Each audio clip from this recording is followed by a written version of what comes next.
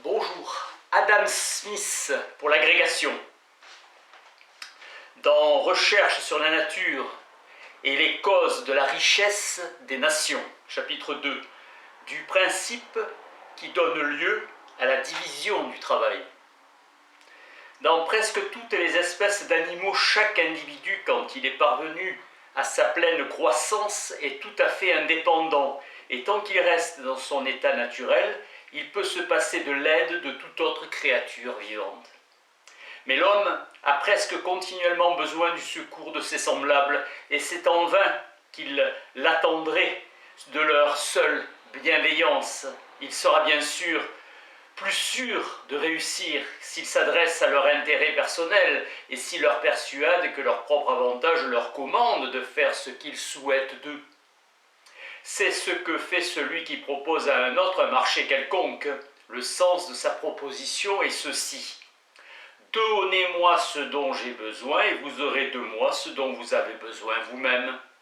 Et la plus grande partie de ces bons offices qui nous sont si nécessaires s'obtient de cette façon. Ce n'est pas de la bienveillance du boucher, du marchand de bière ou du boulanger que nous attendons notre dîner, mais bien du soin qu'ils apportent à leurs intérêts. Nous ne nous adressons pas à leur humanité, mais à leur égoïsme. Et ce n'est jamais de nos besoins que nous leur parlons, c'est toujours de leur avantage. Il n'y a qu'un mendiant qui puisse se résoudre à dépendre de la bienveillance d'autrui. Encore ce mendiant n'en dépend-il pas en tout? C'est bien la bonne volonté des personnes charitables qui lui fournit le fond entier de sa subsistance. Mais quoi que ce soit là, en dernière analyse, le principe d'où qui tire de quoi satisfaire aux besoins de sa vie, cependant, ce n'est pas celui-là qui peut y pourvoir à mesure qu'ils se font sentir. La plus grande partie de ses besoins du moment se trouve satisfaits comme ceux des autres hommes par traité, par échange et par achat. Avec l'argent que l'un lui donne, il achète du pain. Les vieux habits qu'il reçoit d'un autre, il les troque contre d'autres vieux habits qui l'accommodent mieux, ou bien contre un logement, contre des aliments, ou enfin contre de l'argent qui lui servira à se procurer un logement, des aliments ou des habits, quand il en aura besoin. Comme c'est ainsi par traité, par troc et par achat que nous obtenons des autres la plupart de ces bons offices qui nous sont mutuellement nécessaires, c'est cette même disposition à trafiquer qui a dans l'origine donné lieu à la division du travail. Chapitre 2 du principe qui donne lieu à la division du travail, suite. Dans la réalité, la différence des talents naturels entre les individus est bien moindre que nous le croyons. Et les aptitudes si différentes qui semblent distinguer les hommes de diverses professions quand ils sont parvenus à la maturité de l'âge ne sont pas tant la cause que l'effet de la division du travail. En beaucoup de circonstances, la différence entre les hommes a donné aux professions les plus opposées, entre un philosophe par exemple et un portefaix, semble provenir beaucoup moins de la nature que de l'habitude et de l'éducation. Quand ils étaient l'un et l'autre au commencement de leur carrière, dans les 6 ou 8 premières années de leur vie, il y avait peut-être entre eux une telle ressemblance que leurs parents ou camarades n'y auraient pas remarqué de différence sensible. Vers cet âge ou bientôt après, ils ont commencé à être employés à des occupations fort différentes. Dès lors a commencé entre eux cette disparité qui s'est augmentée insensiblement au point qu'aujourd'hui, la vanité du philosophe consentirait à peine à reconnaître un seul point de ressemblance. Mais sans la disposition des hommes à trafiquer et à échanger, chacun aurait été obligé de se procurer lui-même toutes les nécessités et commodités de la vie. Chacun aurait eu la même tâche à remplir et le même ouvrage à faire, et il n'y aurait pas eu lieu à cette grande différence d'occupation qui seule peut donner naissance à une grande différence de talent. Comme c'est ce penchant à troquer qui donne lieu à cette diversité de talents si remarquable entre hommes de différentes professions. C'est aussi ce même penchant qui rend cette diversité utile. Beaucoup de races d'animaux qu'on reconnaît peut-être de la même espèce ont reçu de la nature des caractères distinctifs et des aptitudes différentes, beaucoup plus sensibles que celles qu'on pourrait observer entre les hommes antérieurement à l'effet des habitudes et de l'éducation. Par nature, un philosophe n'est pas de moitié aussi différent d'un portefaix en aptitude et en intelligence qu'un mâtin l'est d'un lévrier, un lévrier d'un épagneul et celui d'un chien de berger. Toutefois, ces différentes races d'animaux, quoique de même espèce, ne sont presque d'aucune utilité les unes pour les autres. Le matin ne peut ajouter aux avantages de sa force en cédant de la légèreté du lévrier, ou de la sagacité de l'épagnole, ou de la docilité du chien de berger. Les effets de ces différentes aptitudes ou degrés d'intelligence, faute d'une faculté ou d'un penchant au commerce et à l'échange, ne peuvent être mis en commun et ne contribuent pas le moins du monde à l'avantage ou la commodité commune ou à la commodité commune de l'espèce. Chaque animal est toujours obligé de s'entretenir et de se défendre, lui-même à part et indépendamment des autres, et il ne peut retirer la moindre utilité de cette variété d'aptitudes que la nature a répartie entre ses pareils. Parmi les hommes, au contraire, les talents les plus disparates sont utiles les uns aux autres. Les différents produits de leur industrie respective, au moyen de ce penchant universel à troquer et à commercer, se trouvent mis, pour ainsi dire, à une masse commune où chaque homme peut aller acheter, suivant ses besoins, une portion quelconque de produit, du produit de l'industrie des autres. Chapitre 5. Du prix réel et dit prix nominal des marchandises, soit de leur prix en travail et de leur prix en argent. Un homme est riche ou pauvre suivant les moyens qu'il a de se procurer les besoins, les commodités et les agréments de la vie. Mais la division, une fois établie dans toutes les branches du travail, il n'y a qu'une partie extrêmement petite de toutes ces choses qu'un homme puisse obtenir directement par son travail. C'est du travail d'autrui qu'il lui faut attendre la plus grande partie de toutes ses jouissances. Ainsi, il sera riche ou pauvre selon la quantité de travail qu'il pourra commander ou qu'il sera en état d'acheter. Ainsi, la valeur d'une denrée quelconque pour celui qui la possède et qui n'entend pas en user ou la consommer lui-même, mais qui a l'intention de l'échanger pour autre chose, est égale à la quantité de travail que cette denrée le met en état d'acheter ou de commander. Le travail est donc la mesure réelle de la valeur échangeable de toute marchandise. Le prix réel de chaque chose, ce que chaque chose coûte réellement à celui qui veut se la procurer, c'est le travail et la peine qu'il doit s'imposer pour l'obtenir. Ce que chaque chose vaut réellement pour celui qui l'a acquise et qui cherche à en disposer ou à l'échanger pour quelque autre objet, c'est la peine et l'embarras que la possession de cette chose peut lui épargner et qu'elle lui permet d'imposer à d'autres personnes. Ce qu'on achète avec de l'argent ou des marchandises est acheté par du travail, aussi bien que ce que nous acquérons à la sueur de notre front. Cet argent et ces marchandises nous épargnent dans le fait cette fatigue. Elles contiennent la valeur d'une certaine quantité de travail que nous échangeons pour ce qui est supposé alors contenir la valeur d'une quantité égale de travail. Le travail a été le premier prix, la monnaie payée pour l'achat primitif de toute chose. Ce n'est point avec de l'or ou de l'argent, c'est avec du travail que toutes les richesses du monde ont été achetées originairement, et leur valeur pour ceux qui les possèdent et qui cherchent à les échanger contre de nouvelles productions est précisément égale à la quantité de travail qu'elles les mettent en état d'acheter ou de commander.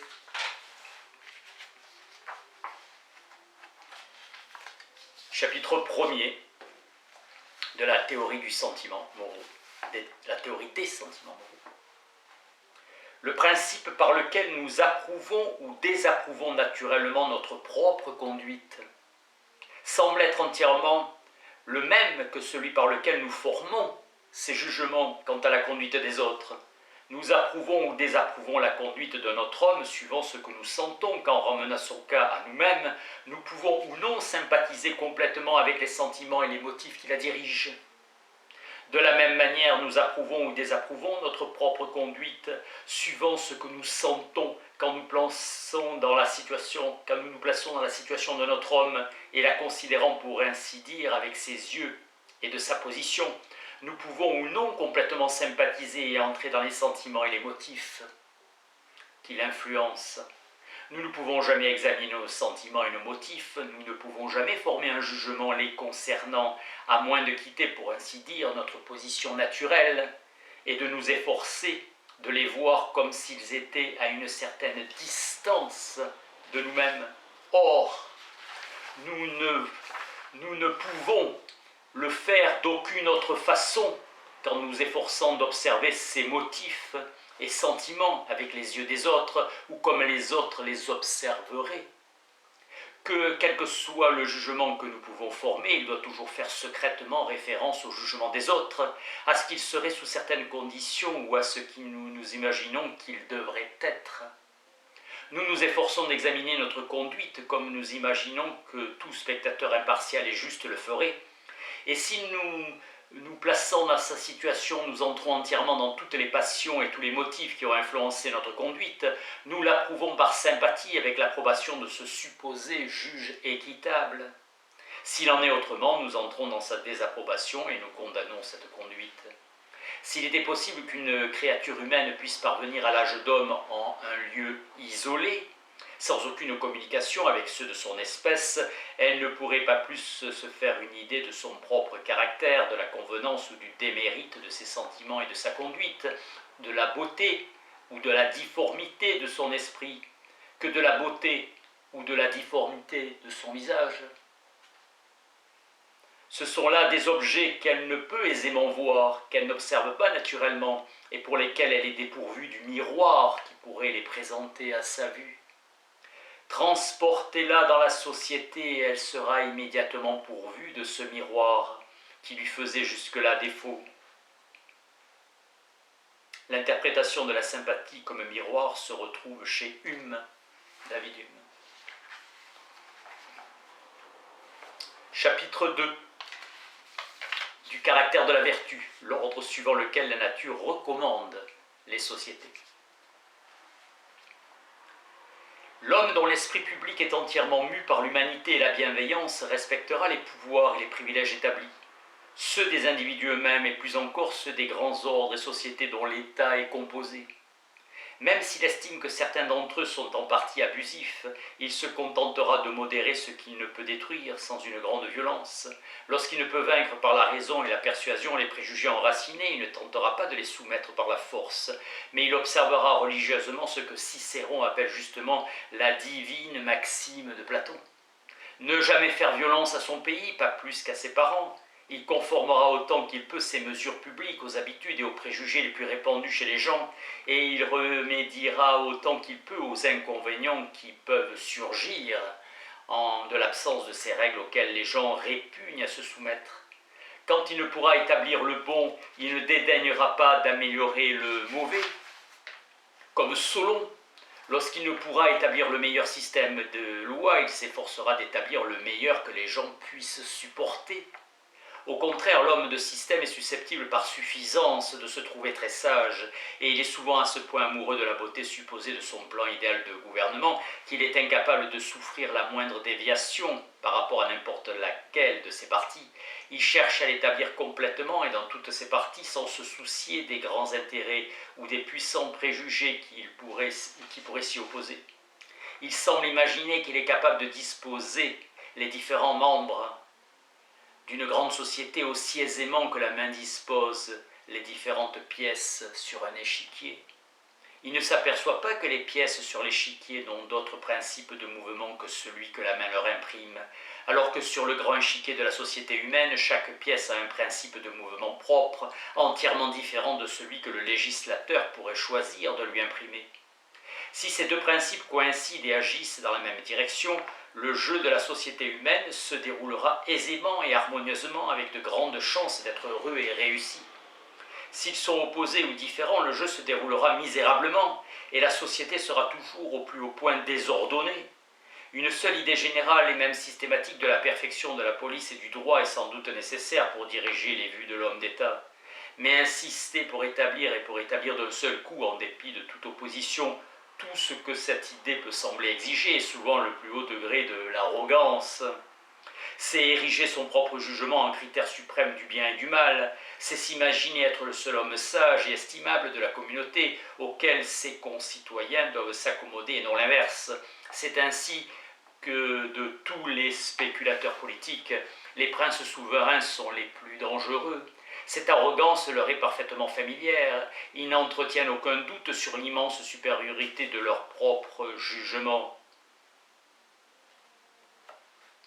Quand de tels réformateurs impériaux et royaux condescendent ainsi à contempler la constitution du pays qu'il leur revient de gouverner, souvent rien ne leur semble plus mauvais que les obstacles qu'elle pourrait parfois opposer à l'exécution de leur propre volonté. Ils tiennent en mépris la divine maxime de Platon et considèrent l'État comme fait pour eux-mêmes et non pas eux-mêmes pour l'État.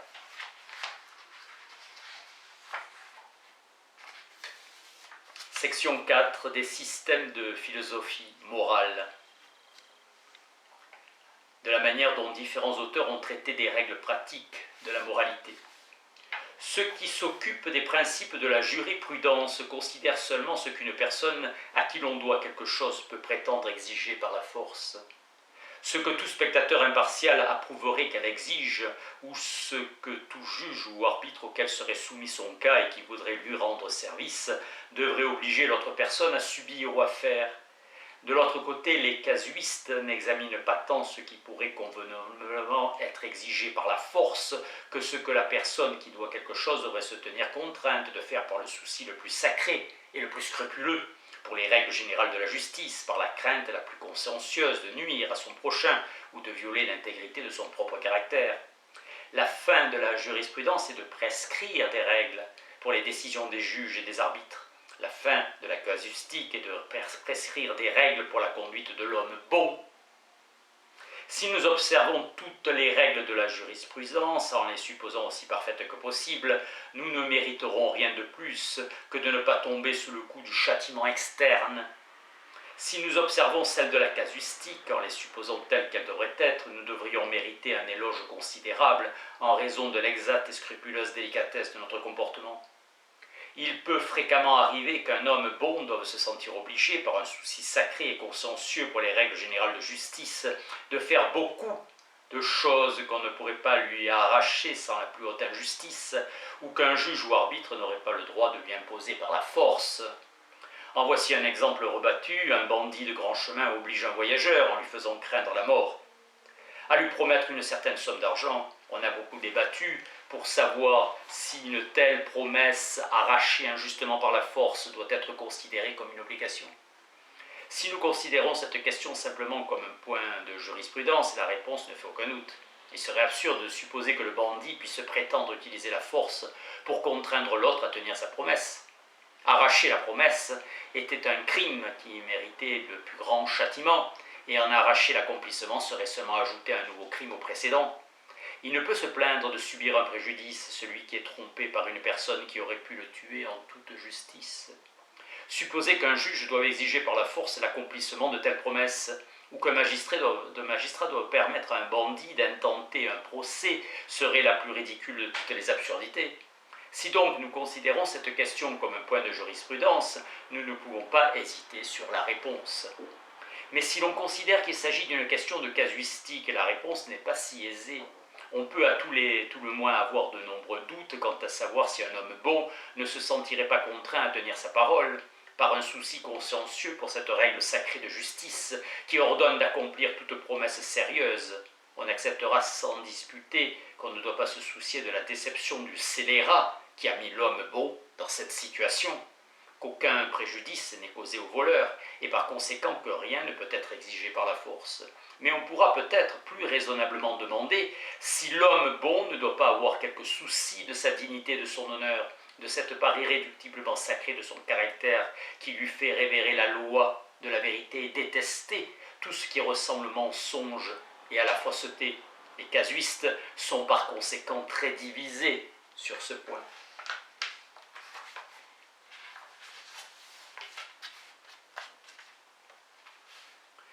Suite des systèmes de philosophie morale. Tout système de droit positif peut être regardé comme une tentative plus ou moins imparfaite tendant vers un système de jurisprudence naturelle ou vers une énumération des règles particulières de la justice, puisque les hommes ne supporteront jamais de subir les uns à l'égard des autres une violation de la justice. Le magistrat public est dans la nécessité d'employer le pouvoir de la communauté pour imposer la pratique de cette vertu. Sans cette précaution, la société civile deviendrait une scène de meurtre et de désordre, chaque homme se vengeant lui-même de ses propres mains chaque fois qu'il s'imaginerait avoir subi un préjudice. Pour éviter la confusion qui surviendrait si chaque homme se rendait justice lui-même, le magistrat, dans tous les gouvernements qui ont acquis une autorité suffisamment grande, entreprend de rendre la justice pour tous, promet d'écouter toutes les plaintes et de redresser tous les torts. De plus, dans tous les États bien gouvernés, non seulement des juges sont désignés pour décider des différends entre les individus, mais encore des règles sont prescrites pour régler les décisions de ces juges.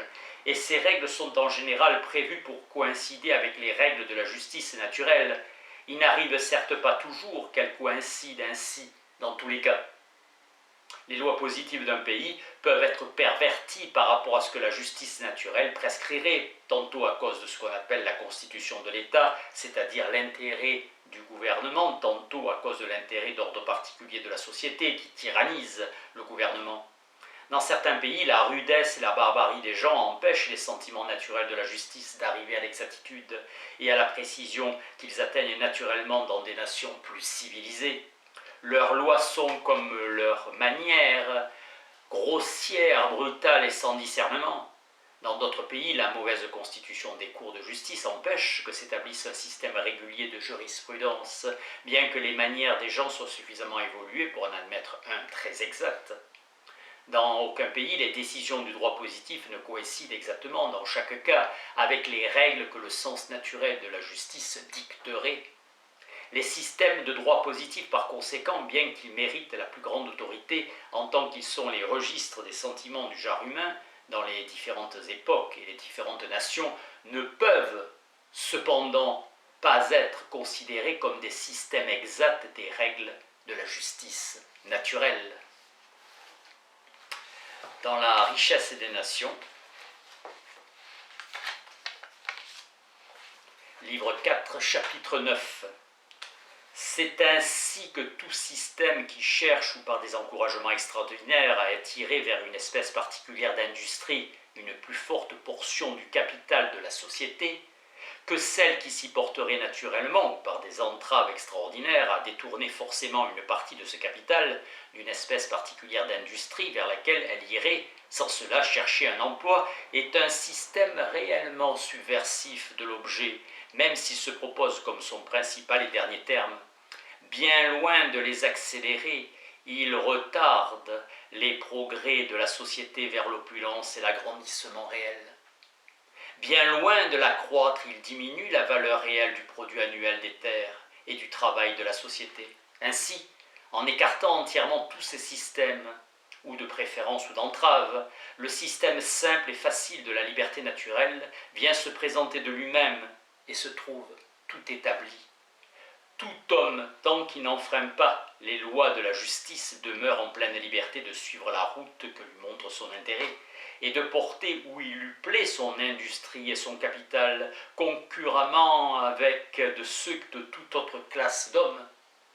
Le souverain se trouve entièrement débarrassé d'une charge qu'il ne pourrait essayer de remplir sans s'exposer infailliblement à se voir sans cesse trompé de 1000 manières, et pour l'accomplissement convenable de laquelle il n'y a aucune sagesse humaine ni connaissance qui puisse suffire, la charge d'être le surintendant de l'industrie des particuliers, de la diriger vers les emplois les mieux assortis à l'intérêt général de la société. Dans le système de la liberté naturelle, le souverain n'a que 3 devoirs à remplir.